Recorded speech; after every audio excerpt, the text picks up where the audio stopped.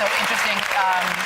I actually was talking about this with friends. I mean, there's so much going on here. The first thing is this woman was trying to be complimentary. The article does go on to say how successful Shonda is and how, the women are strong and multi-layered, blah, blah, blah. But unfortunately, even if it's unintentional racism, it's still racism. And I think her biggest mistake was not taking that article to, there's got to be at least one black person at the New York Times she could have run this by and said, like, is this coming across the way I intended? Because, I don't... Is that your white person accent? No, that's not particular. Okay. Because, that kind of unintentional racism, it's rampant, and to call someone an angry black woman when that's so far from who Shonda is, that's so far from the character she creates. The lead on Grey's Anatomy that she created was a white woman. The lead on Private Practice was a white woman. She writes women generally incredibly strong, no matter their ethnic background. That's right.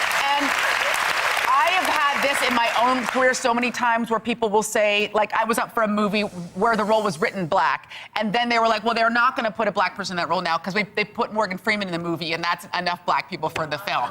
I mean, it happens all the time that, like, well, you're black, but you're not black. And I think you have to think about what you're saying when you say it, because saying to somebody, if I had to date a black girl, Aisha, it would be you, is not a compliment. It's not a compliment.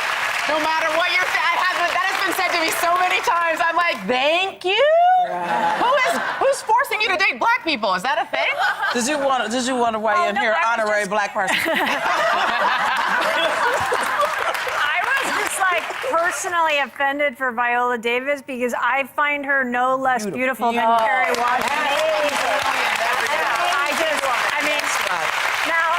Halle Berry is more beautiful than anyone on this planet, any race. Like, that's not a good comparison for anybody. But Viola Davis, she's gorgeous. And I just think, she should have been more careful. I understand the same thing. She's trying to make these points and make Shonda look good, but it's a bunch of backhanded compliments. Yeah. Well, let me just say quickly what bothered me about it was you listed all these women and all these characters and all these people, and it sounds like you want us to all be mad because either I'm not you or I'm not enough me for whoever. Why didn't she just say that Shonda Rhimes is not an angry black woman, but she's passionate, she's prolific, and she's powerful as the executive producer that's creating great characters.